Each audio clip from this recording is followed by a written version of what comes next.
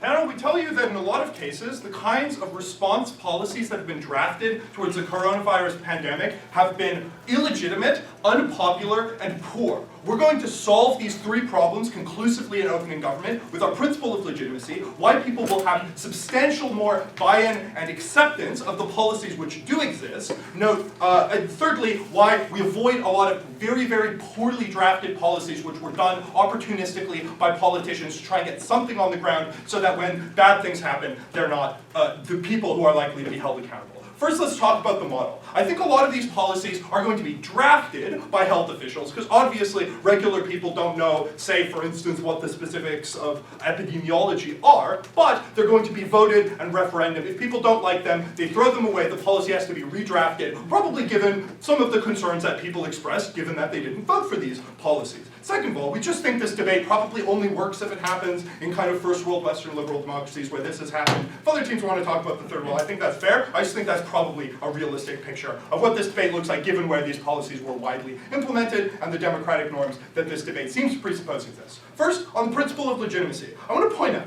that in a lot of cases, something is only a legitimate imposition of your freedom if you have, in some degree, consented to it. Obviously, this is not a principle that applies infinitely, since I don't have the freedom to stand up and murder Nicholas, but I think in the case of my freedom to see my family, my freedom to run the business that is the livelihood of me and my entire personal enterprise and my entire economic security, I think if you're going to shut these things down and remove these rights from people, I think it's perfectly reasonable for us on opening government to say that in this case, people should probably have any kind of consent rather than an unelected health official coming in and imposing this on these people and then telling them that they're fucking stupid when they express any kind of discontent. No. Second, I think this new pandemic represents a novel ethical trade-off, where in a lot of cases, constitutions and democratic norms in countries like the US and Canada have existing accepted norms of what we're willing to trade off, say when we're willing to restrict rights in favor of other rights. But this is a new problem. Nothing like the coronavirus pandemics existed before. And so I think we need to encourage people to engage in the democratic process to determine what specific trade-offs they're willing in their community to adopt to them. Not to just have a health policy drafted up by an official who comes from like an Ivy League medical school who might not even know anything about the kind of people that the policy they drafted is being imposed on. I think it's incredibly important to make sure that people are at the table when these policies are drafted so that their voices are heard. And even if their voices aren't actually important, it's important on this principle of legitimacy. Thirdly, I just think imposing policies by unelected officials no one consented to being sort of ruled over is probably just face bad. Even if you think policies are slightly worse in opening government's world, I think we're willing to make that trade-off. Max. Almost all pandemic policies were passed by democratically elected governments on the recommendation and advice of unelected health officials, but with modifications in suit for their own political aims and democratic bias. Why is that insufficient? So if you think democracy's good, here we have more people engaging in more democracy. Also, doesn't engage with the point on this being a new issue, because the point here is that we need active public debate to set new norms that these politicians obviously can't exist. It's like if there's a government and a war starts, this government wasn't elected on the basis of this war happening, so I think it's fair for people to say, maybe my opinions have changed, maybe I have new concerns. Second, why are people going to give us dramatically more buy-in? First of all, I think here, in this case, there's been active public debate. And I want to point out, obviously, people still argue and complain about lockdown measures in opposition's world. The question is whose voices are being given credence? Because I think in ops world, the loudest people are the ones who are likely to argue the most. The ones who just oppose any kind of policy, and then they get lumped in with the people who have reasonable criticisms of these policies. I think it's incredibly important to ensure that people who have reasonable concerns don't get lumped in with radical anti-maskers and stuff, and I think the kind of discussions and discourse this referendum forms is incredibly good for just people feeling like they're going to abide by those policies, since it's probably unrealistic for opposition to just say, yeah, it's okay for us to go in and send in the cops when people are wearing masks. That seems bad. Second of all, people view this as an imposition by their peers. Even though governments are democratically elected, that doesn't mean most people like them. The fact that this is specifically a referendum, and one that likely happens within the jurisdictions specific to that own health code and policy, means that I view this not as Anthony Fauci telling me I can't go see my family for Christmas, but that me and the peers who live in my community decided cumulatively together that this was the best solution.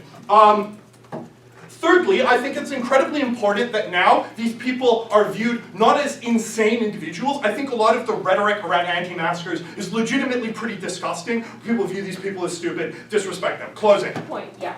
So a lot of your criticisms, such as things like imposition of freedom, or the fact that a trade-off exists, is true of literally any law. Would you host a referendum for any law that exists? Other laws might be worthy of having a referendum. I don't know. Why don't you tell us about it? We're talking about this law, not others. Thirdly, why are a lot of public health measures that were enacted bad? How do we avoid them? First of all, I want to point out that on drafting, a lot of scientists have reason to hedge. Like, if I'm an epidemiologist, epidemiology is the only thing I understand. I don't understand, say, the psychological effects of lockdown on children. I don't understand the kind of drug addiction problems that the lockdown has incurred over the long term. The kinds of people drafting this policy and the kinds of people who will draft any policy that doesn't get this widespread democratic input have only a specialized field of knowledge. In government's world, we access all possible knowledge because we include everyone in the making of decisions. That means all interests get calculated. We actually weigh, which health policies didn't do under status quo, the concerns of business owners, of school teachers, and everyone else who's likely to be hurt. I also want to point out there's a huge incentive in government's or opposition's world for politicians to be short-termist and get any policy to curb the short-term harm so I can incur the benefits. This is exactly what Justin Trudeau did when he called his snap election, right? But the problem is that that might not be the best long-term policy for the country, even if it's the best policy in the short term for the current government, because they might be able to use the response this policy has in the world to get elected for their second term. I think that's incredibly harmful, and a harm that is very unlikely to exist on our side of the House. Because we stand on opening government for freedom, God bless America, very proud to be folks.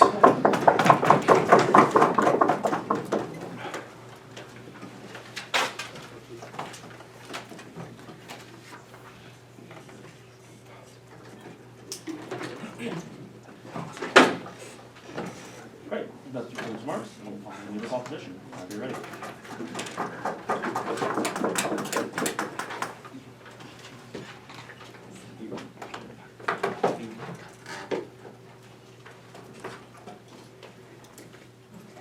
Please just don't offer two eyes verbally because of raise your hand.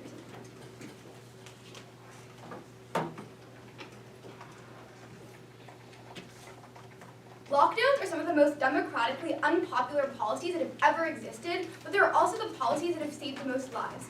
I'm going to be doing multiple things in this speech. Firstly, framing about why safety is more important than democracy. Secondly, why voters are worse decision makers than public health experts and political parties.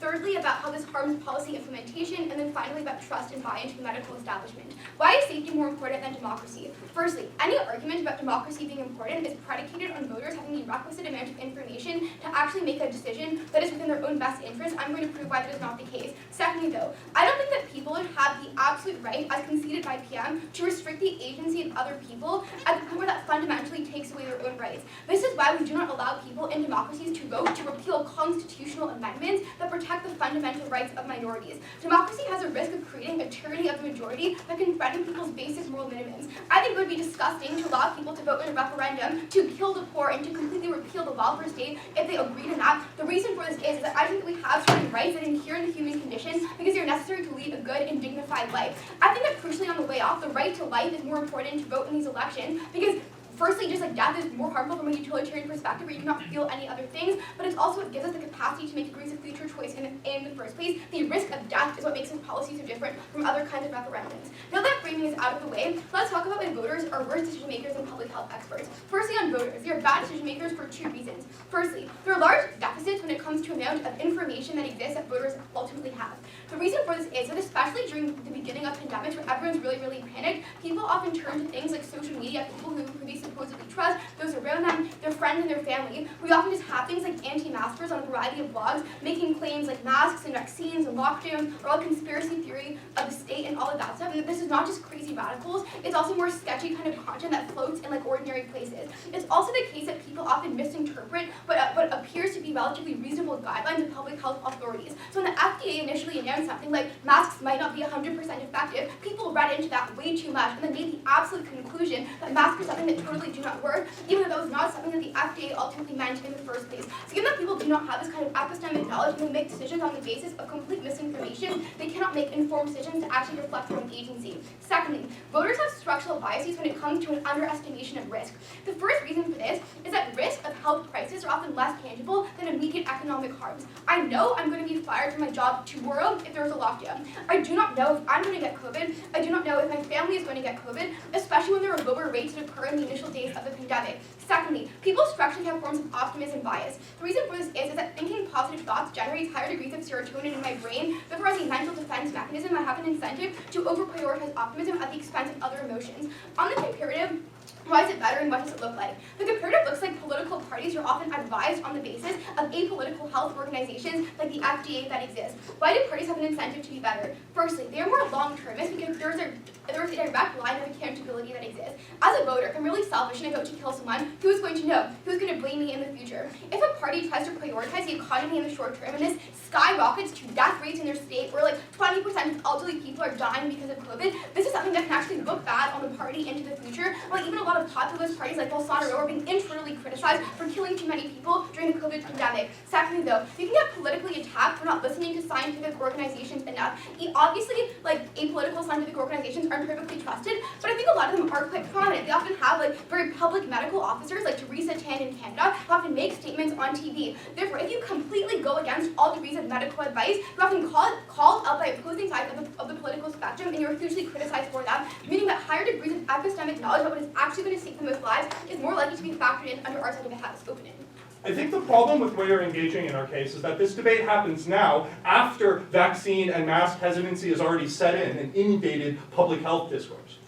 I mean, perhaps, but like this is also about like all the pandemics that can happen in the future. Like just about this COVID pandemic as well. We would have supported a world where we would have had like no referendums to support the status quo that basically exists under the status quo. No, even if you buy their trust argument, there's still some compliance with what parties and public health authorities are saying because otherwise it's criminalized, right? Like if you go into a store without a mask, the police can literally kick you out. Meaning that even if like 5% of the most crazy Karens aren't doing it, the majority of people have basic degrees of compliance with the law. Second argument, otherwise there's likely to be a timeline when it comes to policy implementation for this. The first reason for this is that political parties are going to be less likely to implement controversial policies in the first place. The reason for this is that it looks very bad for a party to announce a referendum and then fail in the referendum, to be on the losing side of it. It's not the case that it appears to be completely impartial, like, oh, like, we are just kind of siding with this one thing. No, you pass a policy because you have political stakes to it, and therefore you are automatically tied ideologically to the side of the referendum that you want to, like, win. Like, Cameron was like the Brexit dude, you know which side, like, people support or what parties support in a referendum. Therefore, if you fail the referendum and it appears to be a degree of political failure, that is going to be a lot more scandalous for a party. That then creates an incentive to delay the passing of policies in the first place, to have things like lockdowns passed a couple weeks later. Closing? Would you kill or impoverish a million people to save the lives of 10? No, because I think that that would be a bad trade-off. I also don't think that those are the trade-offs that are likely to be made. I think that the reason for this is that, as Max says in the POI, parties have some degree of incentive not to be completely ignorant of the preferences of voters, because these parties were also elected by these voters themselves. Our claim is that parties will cater to the preferences of voters somewhat, but they strike a better balance, like better catering toward some things that voters want. Like obviously you're not going to tank the entire economy, while also maximizing what's under our side. The second reason why policy implementation is likely to be worse is that this slows down reactions to policies that might be implemented before the referendum occurs. Referendums take a pretty damn long time to implement. You need to get the things on the ballot, you need to inform people. This is a process that is going to take at the very least a few weeks. The problem is that we often need lockdowns now. Even a lockdown starting 2 weeks later has massive consequences because of the exponential rates that diseases tend to spread. It's not 2,000 people, it's just 2,000 people interacting with hundreds of people in their circles, and then those people interact with thousands of other people. Therefore, this is literally about, even if you do not buy anything about decision making, millions more people die because of COVID because policies get implemented too late. Therefore, you have disease spreading too fast. To outbring the prop here, this is key panel. If you care about liberty and democracy, you restrict liberty substantially more when more people get sick in the first place, and then you have to implement things like way more economic shutdowns and all those things because there's more suffering that ultimately occurred. Final claim. Let's talk about trust. Trust is substantially worse if you're radicalized because the vote is already closed. What if the vote is 55%, 45% in favor of a lockdown or a mask mandate? You know what people are going to say now? It was basically a tie anyways. Basically all the country doesn't support masks. Basically all the country does not support lockdowns. And you have more legitimacy to be a Karen, to be an anti-vaxxer and an anti-masker when you can look to referendum results. I think that you then politicize the processes substantially more and get less people buying in, as opposed to our side of the house where it's more nebulous what the degree of support actually was, and therefore you can at the very least maintain a mantra of political legitimacy. Very proud to stand in opening opposition. I'm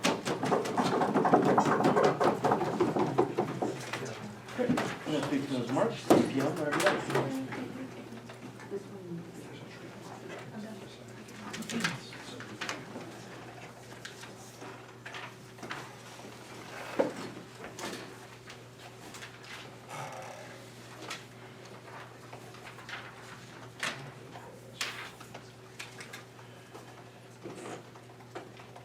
I can rest this on just so it's slightly closer to my Oh.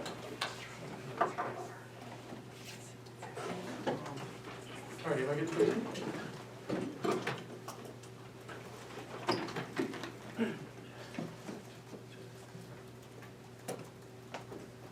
I think that side opposition makes a mistake when they frame this debate rather simplistically in terms of safety on the one hand versus democracy on the other. Because while we agree this is absolutely an important point of clash and one that we believe we have already won on our side of the house, it's worth noting there's death on both sides.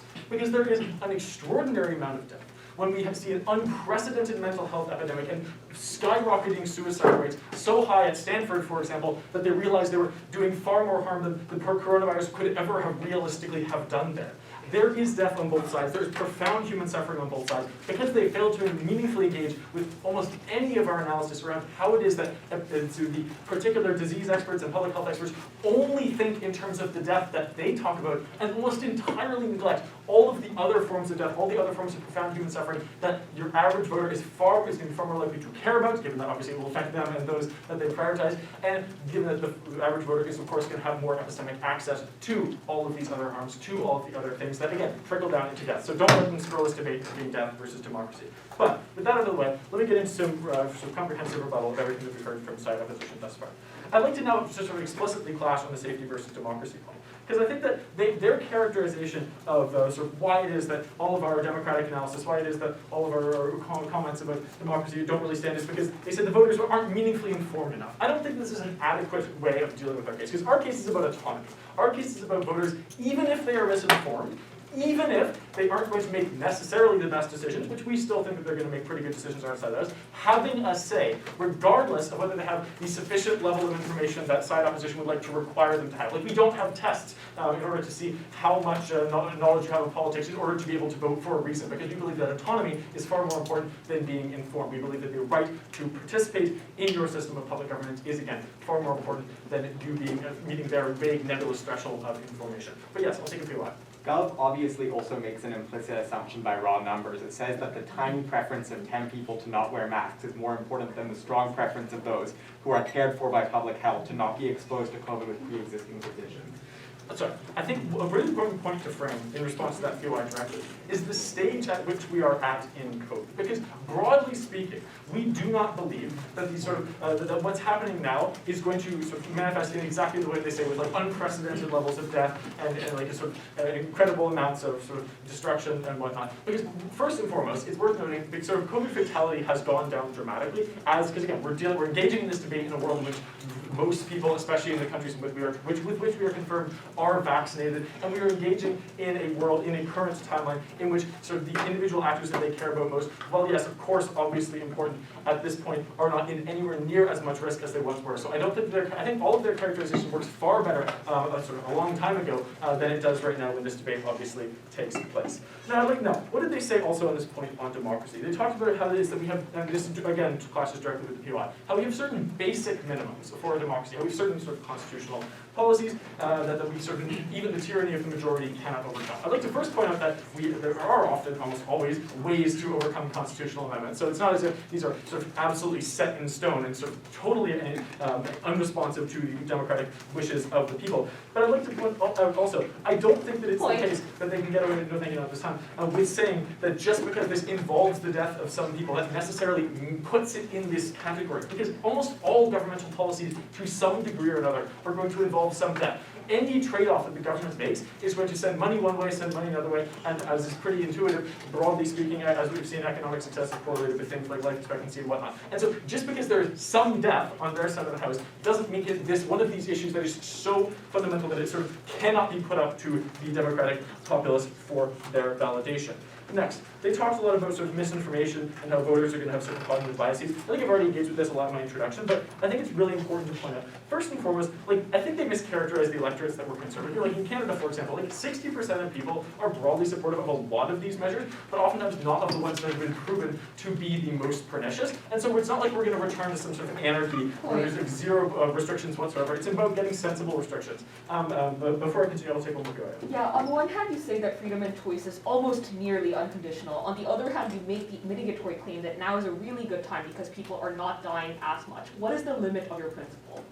I don't think we need to give a clear limit to our principle. I think this is a debate in the here and now. We're weighing it in the here and now. If this were another time, we might sort of have to engage more with the trade-offs of that certain level of death. But I think, as we've already explained, given the here and now, all of our analysis stands. Next, lastly, they talked about how it is that sort of why it is that we need lockdowns now and immediately. I don't think that any of this is enough to outweigh all the stuff that we've given to you about sort of the democratic principle and all the stuff that we've given to you about why we're going to get better policies. Maybe we get some marginal speed on their side of the house, but ultimately, if that comes at the expense of depriving the people of a say in their governance, and if that comes at the expense of having horribly implemented policies, then we take this away. But now let's get into some rebuilding.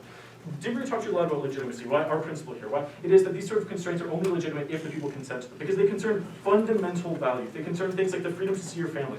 And ultimately, when we contrast this with unelected public health officials, who, as they concede, are largely going to be running the show on their side of the house, I think that sort of who has a more of a legitimate say to having a say in these decisions is ultimately clear. Now, the responses that we got in CPOIs as well, these are passed by democratically elected governments. So why isn't that good enough? So I think Diggory already did a good job of explaining this, but it's because these are novel ethical trade-offs. These are fundamentally unlike anything we've ever had to come up with before. And so we don't have sort of democratically established norms. We haven't had this sort of system built up through these normal democratic processes to resolve these kinds of issues, to see where our society stands. That's why we need clear input now from the people. And ultimately that was missed. They also said this is like true of any laws, that there are sort of constraints on liberty. Well, that's true to some extent. I think, again, we need to be sort of comparative here.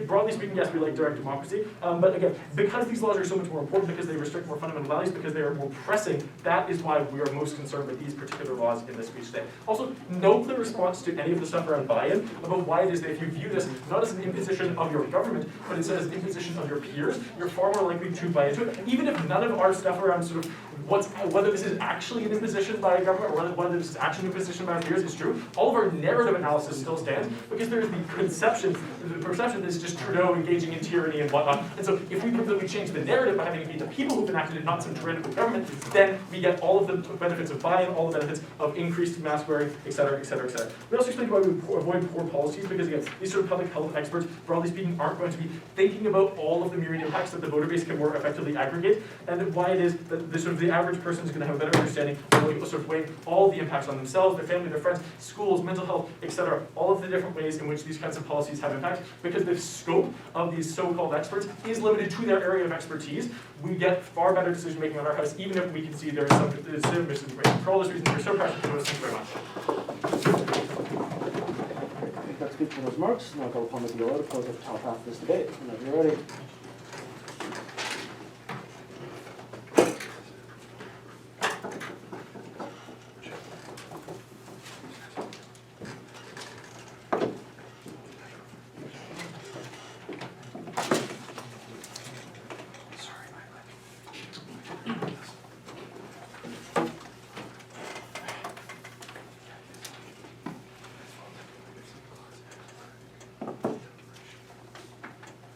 Ready?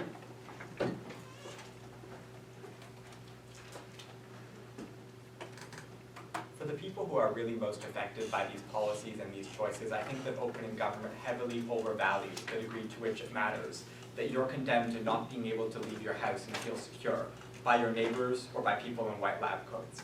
I think that the central question in this debate that opening government has not addressed is why the minor preferences of some, not to wear a mask, not to comply with vaccine mandates, are more objectively important in a democracy because of their greater number, more than the great harm that's experienced by those when we throw expertise out the window. That's why we're proud to oppose.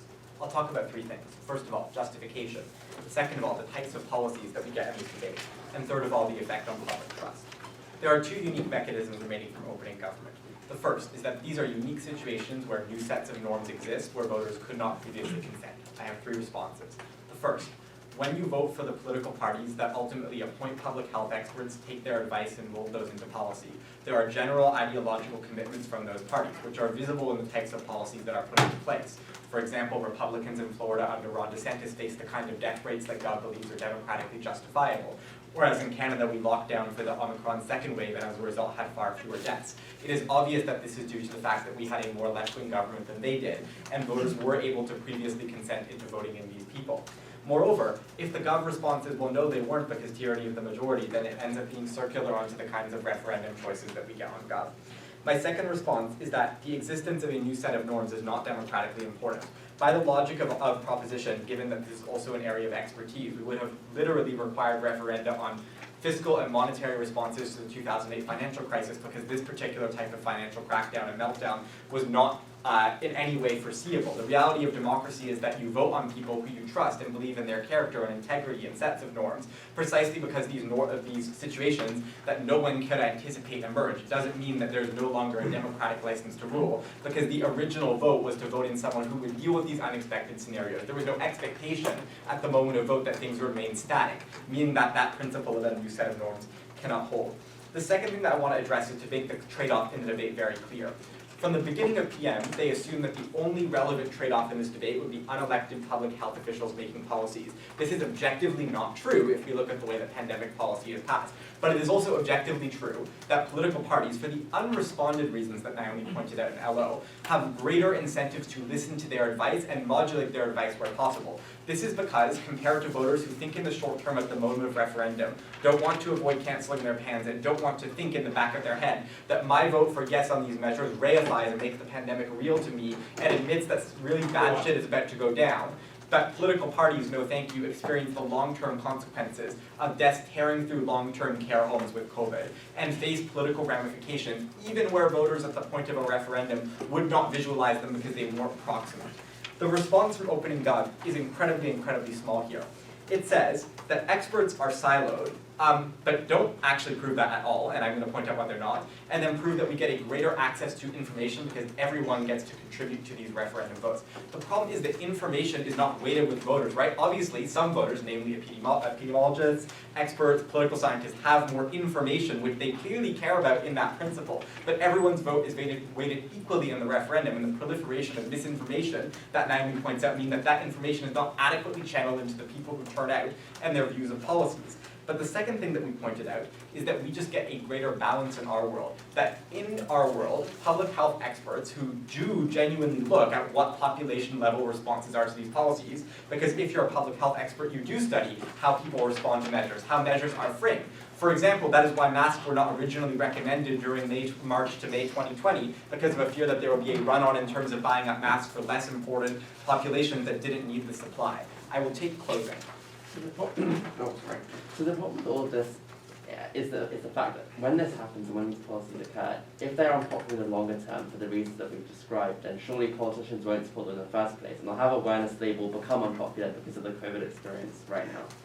The thing is that opinion polling rebounds, and people in retrospect don't mind the lockdowns as much as they minded the avoidance of death, because voters are incredibly risk averse. That is why we're able to do lockdowns in Canada for Omicron over the past several months, even though opinion polling showed that 70% of Canadians opposed it. But looking back at retrospective opinion polling now, it's very clear that voters appreciated these lockdowns as occurring. In the short term, they make irrational judgments because you don't want to admit that we need to lock down and cancel your own plans. Whereas in the long term, you are grateful that politicians do these things. That distinction is still being lost on government teams.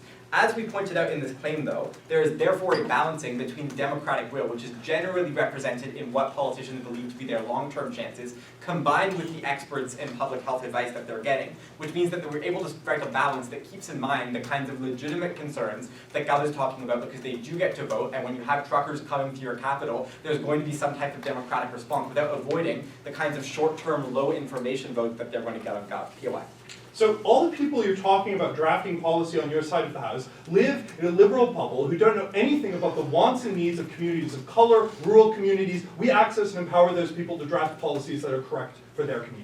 I actually just don't think it's true that the kinds of experts that we're getting on a regional and provincial level in the hyper-local way that pandemic policy is passed do live in this liberal level. I think at the level of the public health unit, these people do know their communities quite well, and it's not true that letting a majority of white Canadians vote on policy that's going to affect immunocompromised people in the most vulnerable conditions that academics have spent their whole careers learning about and relating to is a more legitimate choice. I don't think they get to prove that these people live in a liberal bubble insofar as they only allow the most partisan, uneducated form of anger to ultimately end up meaning that people die at the expense. I want to weigh this. Why is death worse than any of the outcomes that they were able to prove on government? The first is that the fundamental condition to any of your other rights, to agency and choice, that their framing about why democracy implicitly matters is entirely relies on your ability to be alive and participate in a political community. The fact that you're afraid of COVID, for example, restricts your ability to access democratic rights insofar as if you're immunocompromised or in an area or a community of color and COVID is tearing through your community because others voted it down in the referendum. That's going to mean that you cannot participate in protests or political society. Your rights are also being equally undermined. The last thing I then want to weigh is the framing in terms of why this is going to delay policies. I think their side just misunderstands the response that Naomi gives here in the argument. The key point here is that politicians become risk averse to losing these referenda, as well as the fact that there is a large risk that in the referenda, a significant percentage of the population will have their views locked in that these policies are illegitimate. That means in the areas that do majority vote for these policies, you're going to get heavy levels of non-compliance that drive more disease transmission that the others in the majority of the referendum did not consent to. Comparatively, the existence of things like the police, although they also exist for enforcement in their world, are far less legitimate, meaning they have to turn to more aggressive, both lockdown and law enforcement approaches, flipping their argument on rights. I oppose. Great, and that keeps those marks, and we open up the chat time.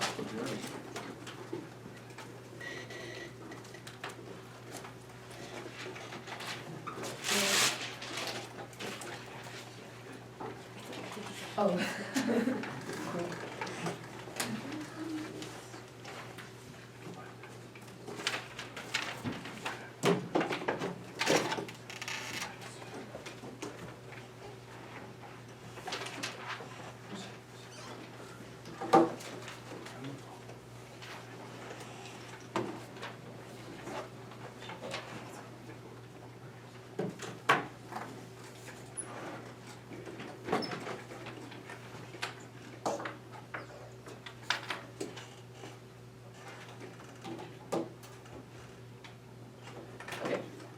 I'm going to start this speech. I'm going to start this speech in 3, 2, 1.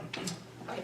I think the most important thing in this debate is having a long-term pandemic policy for a country to stop the aggregate level of deaths exceeding an unacceptable level. So we agree with opening opposition in the vast majority of their analysis. The problem is that they solve a very specific problem, which is only part of a pandemic response. So they solve the initial problem where you're reacting to a pandemic. And maybe on their side, if you believe everything that they're saying, you're able to believe that they are able to have a very quick lockdown, which means that you stop the spread in one specific instance and then you move on. The issue is what happens afterwards when you haven't had the opportunity to air your grievances and when you need long-term buy-in from the public to have long-term management of these pandemics. I think there are a couple of really important pieces of framing which need to be added to this debate. The first is when a pandemic starts, politicians have to take strongman approaches on their side either way. Because contrary to what they believe, this is something that dominates the news. This is something that people actually end up caring about. They say that people have optimism bias and people just discount this. I think that this is way, or this is like probably true, but also people also have other incentives. For example, moral panic. For example, the fact that all you see is a graph going exponentially and you get scared. For example, the fact that the media can use this new event as a form of sensationalization, and so can scare people in these ways. I think at least what this analysis does is proves that on a framing, it is not true that the vast majority of people have this weird optimism bias and are likely to ignore the situation. And there is likely to be a diversity of opinion and a diversity of paranoia and split camps on both sides. The question then is what you do as a politician. On their side, politicians either go for full-out freedom, like Bolsonaro, and then eventually add restrictions when they see an unacceptable number of deaths happening initially,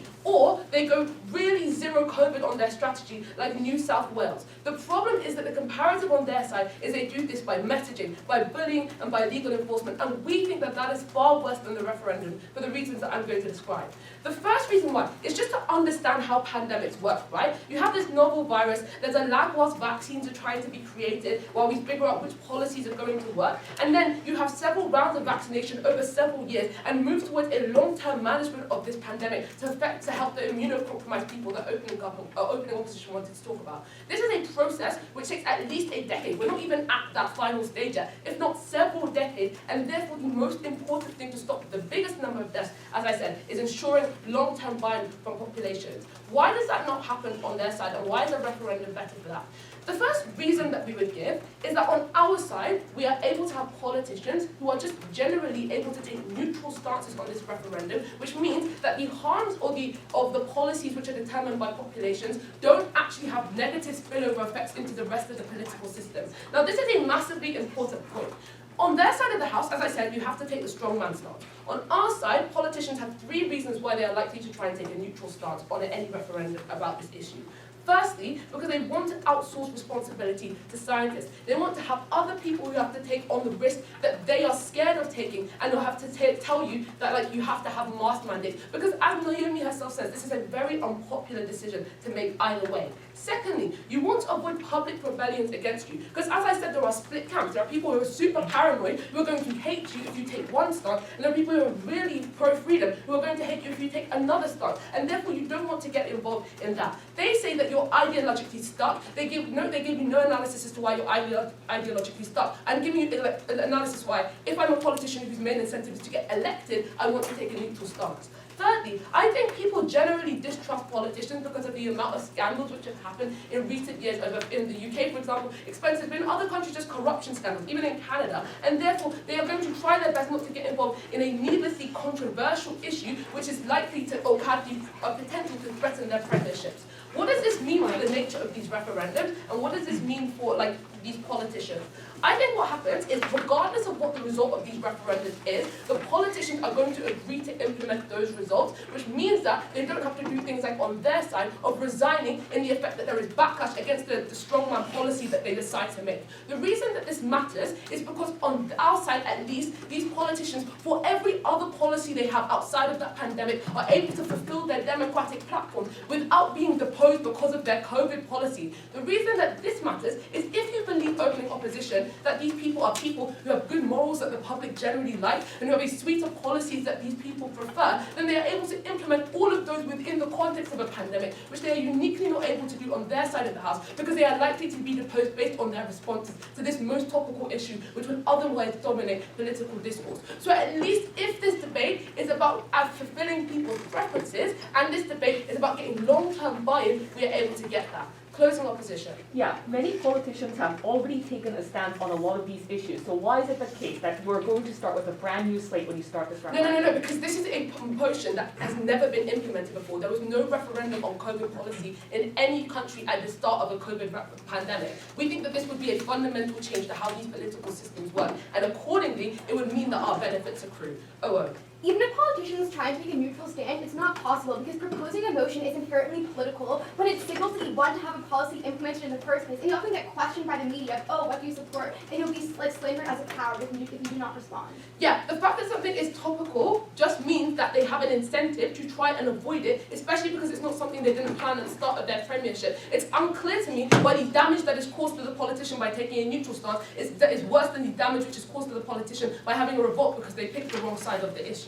Why then uniquely is a referendum the best way to resolve the bind I was talking about at the start of my speech given this? Firstly, I would note that this is a genuinely controversial topic. What opening government says is, oh, maybe a family business is going to close. I think there are several reasons to think that this is a valid discussion. The first is that vaccines are literally your body and its composition. Like, there is genuine reason to be vaccine skeptical. The quick time pressure trials in order to keep the economy moving again. Politicization of vaccine choices by nations, meaning that your vaccine that your government is forcing upon you may just be based on geopolitical relations and not what is the most efficacious. Thirdly, the belated revelation of issues such as AstraZeneca and blood clots, which wasn't communicated to people because instead they took opening opposition strategy of bullying people into vaccines. Fourthly, especially for minorities, very limited initial data, which means valid skepticism. And no matter how small the chance, people have a right to at least question a mandate. And we think that a referendum, obviously gives people a better democratic way to do that than a non-democratic imposition upon them. Secondly, it is unfair to instrumentalize my body autonomy for somebody else's. This is different to minority right laws because there is a direct trade-off between body autonomy for both individuals. I think on that basis alone we win this debate. That concludes Marx. I know whenever you're ready.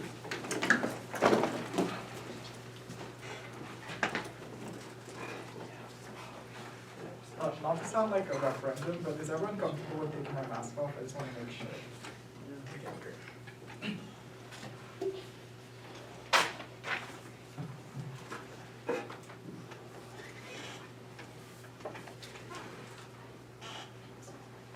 Starting in 3, 2, 1.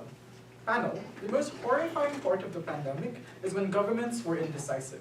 It's not because lockdowns didn't happen, but rather because the supply of medical supplies, hospitals, and first responders were unprepared. It was scariest when Singapore did not have enough masks for its population, and when convenience stores were run through and completely empty. It was scariest when the US was uncertain whether or not they would be able to provide vaccines because of the uncertainty of governments in the very first place. The problem with government side is that that uncertainty is amplified with referenda. Opening opposition very cleverly pointed out that referendums take a long time and incapacitate governments in responding. But the contention coming from closing opposition would be very simple. That when you paralyze governments, you incapacitate corporations and the supply chain of medical supplies, which are ones that resolve the pandemic and not just mitigate it. So it is significantly more important in our side. And secondly, we think that this national referendum that restricts the dynamic evolution of policies in local authorities and local governments makes it harder for COVID or public health events or crises to be resolved on our side. That's the extension coming from closing opposition. Let's go to the first one. How do we incapacitate the corporations and the communities, medical communities' ability to resolve public health issues? I think the framing here is very simple. The only reason why corporations like Pfizer and Moderna had the incentive to immediately develop the vaccine on time, and the only reason why mass corporations, why things like medical colleges were able to give medical degrees to be able to supply nurses and other first responders, was because of the certainty and decisiveness of governments in deciding on behalf of the people. We think that this kind of government decision is necessary to make all of the necessary preparations for the private sector to resolve the kinds of public health crises that happen. Because governments don't make medicines, public people do not make medicines, but private corporations do. Why is this true?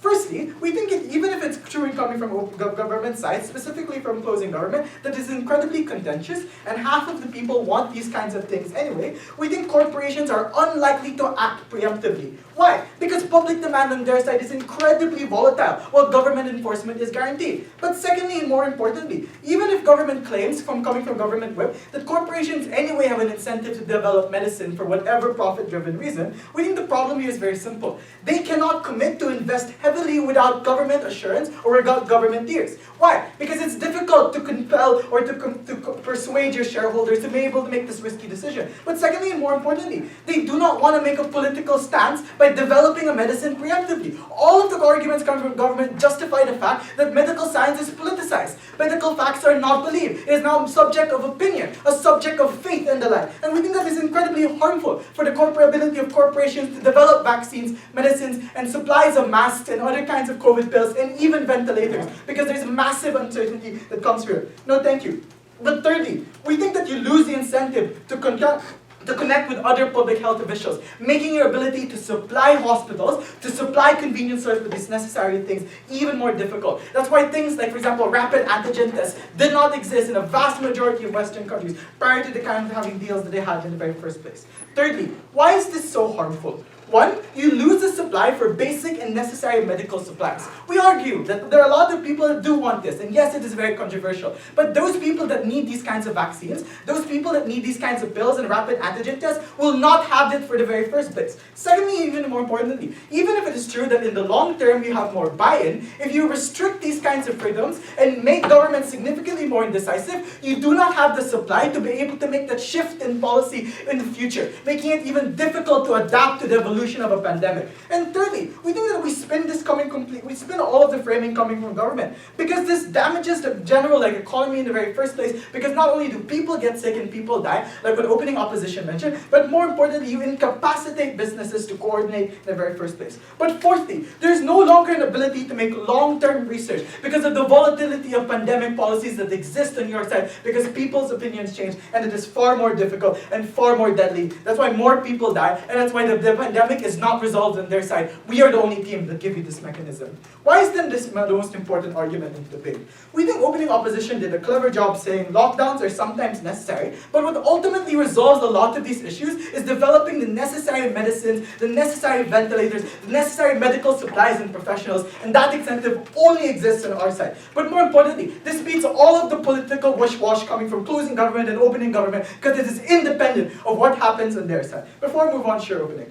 So this supply chain argument is dependent on there being a chance for the referendum to decide to ban masks or vaccines or something that makes these unprofitable for corporations to pursue. The case from OG was better public health policy, not no health policy. Yeah, but if they don't approve a mask mandate, that's almost effective to not having masks in the very first place. So there's no reason for governments to make these kinds of deals. Closing, if you have anything.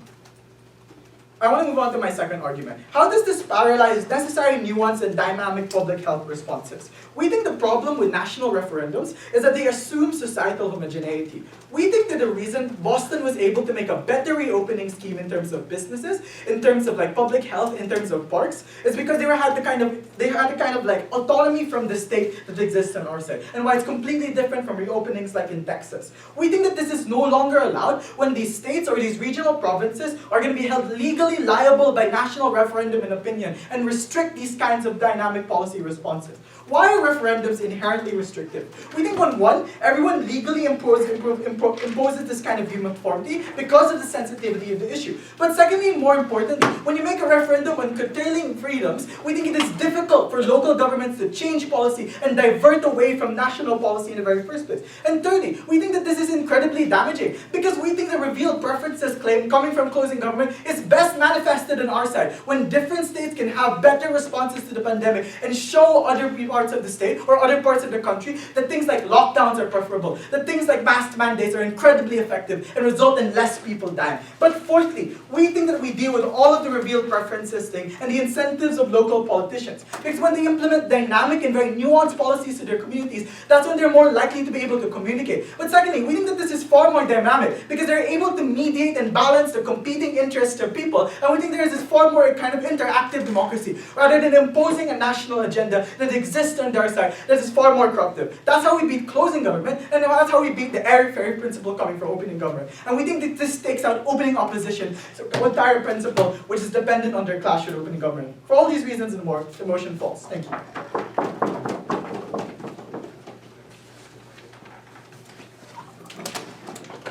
Great, that's your first remarks. On the government whip to close out the bench. Are you ready?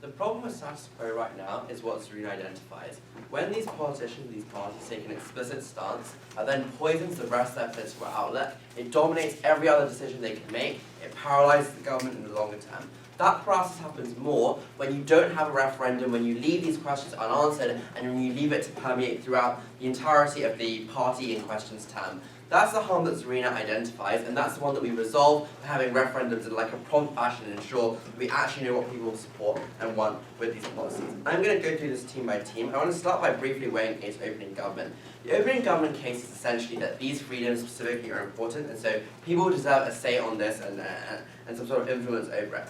I think that we go beyond this though, because we show that insofar as you don't implement referendums, not only are people's preferences on this one particular issue of COVID not followed, but also all other issues that might exist, insofar as parties themselves become paralysed over time for the reasons that she suggests, in terms of not being able to pass other policies necessarily, because you're as tied to COVID as you are, which means you can't do anything else. So actually it's about preserving people's preferences. Zarina's argument proves that to a much further extent, because she shows that this is not limited to just COVID policies, but all other things that exist as well.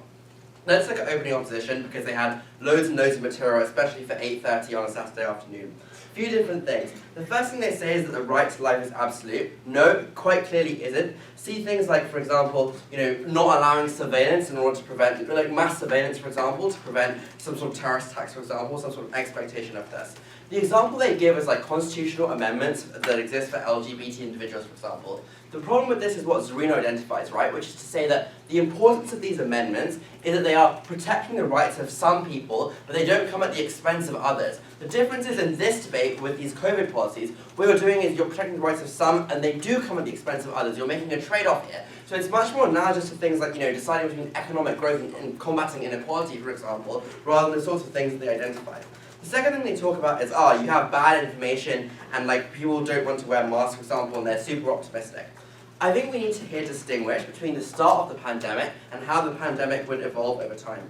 The thing is, at the start of the pandemic, or pandemics in general, you're probably going to have the threat emphasized to you, right? You're probably going to hear faraway stories of, people dying halfway across the world and feeling really scared. It's probably going to be ubiquitous and surrounding you in terms of the news that exists overall. And indeed, that's what we saw when COVID first occurred. And I would note this is especially true in the post-COVID context, because this motion is forward-looking for all future pandemics, where people will be aware of how bad COVID was and so will feel threatened by this. But then, yes, maybe it's true that over time, people will be more optimistic and maybe more trigger-happy to remove some restrictions over time. But at the very least, what this shows is the initial restrictions will probably be imposed to the same extent, and indeed they were initially very popular. So I don't think that's actually going to happen in the way they describe. The next thing they talk about is the echo chamber mentality which exists and how this is deeply inaccurate for you.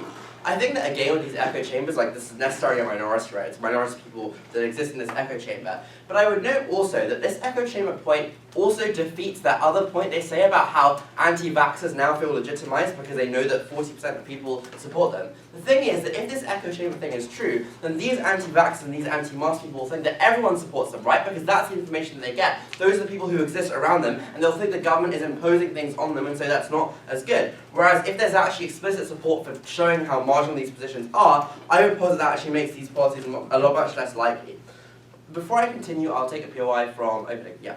If you want politicians to take zero stance on any healthcare crisis, this will decrease trust more than a controversial stand when they are cowards, incompetent, and fools when they won't even try and explain how they're going to best protect the nation. I don't really get that POI, especially when you can literally defer to public health officials who have a lot more legitimacy. That's literally Zarina's case. Okay, the next thing they say is, parties make long but good decisions because they're long-term and they think more about the future, whereas people are short-termist and useless.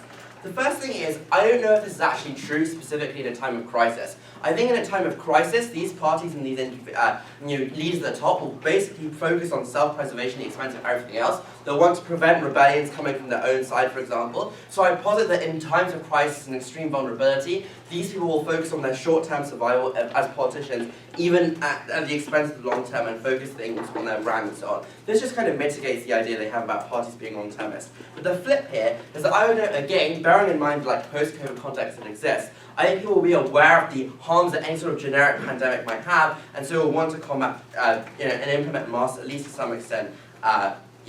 The last idea they say is this idea of a time lock and how now you can't have any policies because you need to wait for over the course of a referendum. I think the problem is When you get a reversal of these policies through the electoral system, which is the other alternative in this debate, I think this is actually significantly worse, because over time people were significantly more likely to get pandemic fatigue and compliance is able to fall.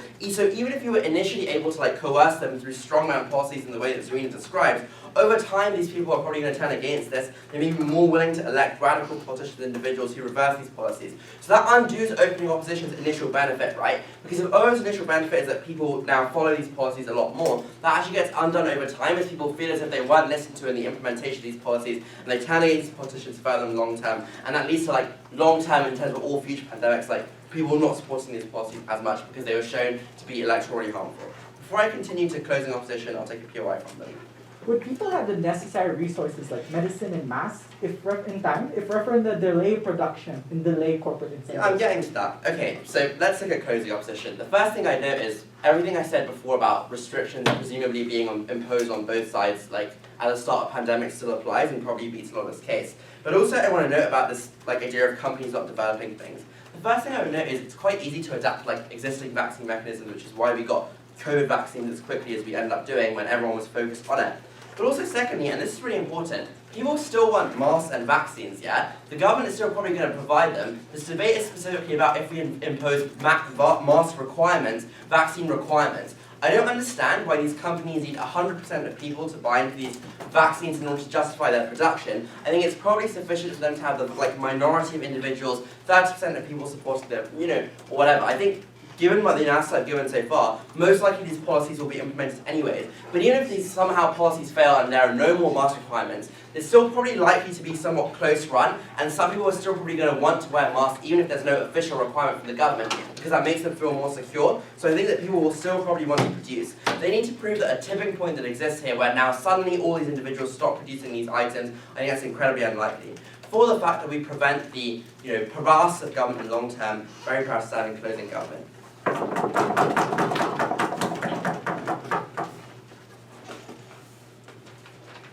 Great.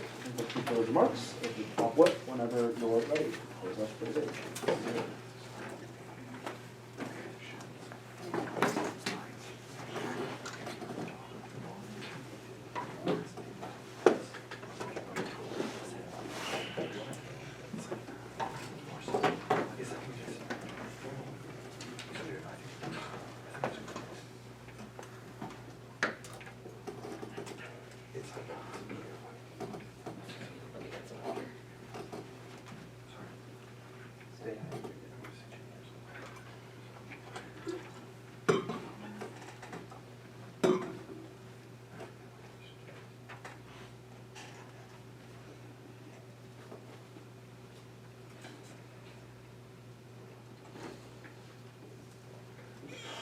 Starting in 3, 2, 1. I want to talk about two things in this speech. Firstly, I'm going to talk about buy-in, and secondly, I'm going to talk about the quality of policy. Firstly, in terms of buy-in, and here's where I do a majority of my engagement with closing government. Closing government says politicians will take neutral stances. First of all, I just want to note that their picture of the status quo is extremely flawed. It is not the case that politicians were the sole and main drivers of the implementation of public policy, as opening government lays out for you, and as opening opposition agrees. Oftentimes medical officials were involved, so it's really unclear what the margin of the closing government case is. Secondly though, I think their claim and their extension is untrue for two reasons. The first is that, as opening government says, these are issues that closely impact individual lives, and therefore these are issues that individuals are likely to care about. Given that that is the case, oftentimes politicians choose to have to take a stance because these are things that are close to individuals' heart, and it's really unclear what their mechanism is in terms of them not taking a stance. Because if their claim is they don't want to take responsibility, presumably oftentimes when the things go well, they do want to take responsibility for it, and therefore politicians are likely to not take neutral stances. But secondly, even if it is the case that they prove that some politicians will take a neutral stance, which may be true, maybe some politicians have the incentive that they talk about, the problem is that there are always other politicians who will then who will choose to take a stance, one, because it's maybe politically beneficial, and two, maybe because they've already committed to that stance. If that happens, oftentimes the other politicians who choose to take a neutral stance are demonized, and therefore are also forced to take a stance because of the fact that all other politicians are taking a stance on it, and therefore you need to win against them somehow, meaning that it oftentimes does mean that politicians will be taking a stance. I want to be very clear on why this means that closing government cannot win the round. the entirety of their material relies on the fact that politicians are going to be taking neutral stances. If that argument is just untrue, then they are immediately losing. Before I go on, CG go. This assumes, however, that neutrality is far worse than taking a stance, and we frame reasons why that is not the case. No, I'm not making the claim that neutrality is bad. I'm going to make that claim later, but right now I'm making the claim that politicians are not going to be neutral. Secondly though, even if they do take a completely neutral stance, we would argue that even if politicians don't talk about it, other people are going to be talking about these policies. Like YouTubers talk about this all the time, like TikTokers talk about this all the time, meaning that individuals are going to be talking about these kinds of issues. Given that that's the case, a lot of the impacts and the quantification of their buy-in argument is extremely marginal, because maybe politicians are completely neutral, but people still have feelings around these kinds of policies, and it's unclear why the idea of like, oh, I went out and vote is going to be the tipping point on like people feeling more satisfied under their side, meaning that the impact, even if their mechanisms are true, are out of the round. That defeats the buy-in argument coming from closing government. I want to talk about the buy-in argument coming from opening government, but before I go on further, I also want to deal a bit with the OG principle in case people think it's still relevant. And I want to be clear, it is not. The thing I want to claim here is opening government does not give you a strong line or give you a clear line in terms of why it is the case that it is only in this instance that the public has some kind of right to choose. I've constantly pushed what the limit of their principle is, and they haven't been able to answer that case. What that then means is that this debate is like any other debate, a question of to what extent do people have their principles, or to what extent do people have their choices fulfilled. What we argue is that people's choices just are not as relevant in this debate. I then want to talk about opening government's idea on buy-in to policy. The first claim that opening government makes is that there's like a loud minority that's going to object under our side of the house, and that's going to be problematic. I want to argue that this is symmetric and actually worse under their side. Like a loud minority voicing out their opinions is going to be much more salient when you legitimize the discussion of these issues and legitimize this through a referendum, meaning that a loud minority voicing out their opinions just seems to me that this is true of any democracy that exists or any referendum that exists, so it's really unclear what the margin of their impact is. The other claim that opening government makes is that they say that people do things because it is an imposition by their peers and people feel more compelled to do these things. The problem is this argument assumes that you like your peers, but the problem is that oftentimes when your peers are imposing things on you, people do not like their peers. That is the exact reason that opening government has in fact identified as to why people don't like these policies. Given all of this, it is really, really unclear, and the margin of the benefit that you get as a result of the buy-in argument is extremely small in the round, and that means that you're not going to be adjudicating this debate on buy-in. Before I go on any further, OG. Yeah, the reason we didn't give you an answer to what the limit of the principle of liberty is because it's not for us to determine what the limit of this principle is for other people. It's for the voters to determine through referendum for themselves. No, and the claim that we're making is that in a democracy, your choice and the idea of how much choice that you have is not dependent on that particular voter. It's really unclear why it even should be. You do not make that argument. I don't think it matters.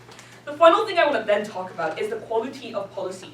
Opening government says that scientists are going to be limited in information and public officials are oftentimes bad. This is also problematic for their side because per their model, they also want scientists and public officials to be drafting these policies. So it's really unclear what exactly the difference in these policies ultimately are going to be. The thing is, I want to be very clear. The question of this debate is not whether you get the best policy or not. The question is, one, whether you get policy in there in the first place, but secondly, whether you have enough resources to implement those kinds of policies. And I want to deal with closing government's response to our argument because I don't think it adequately deals with it.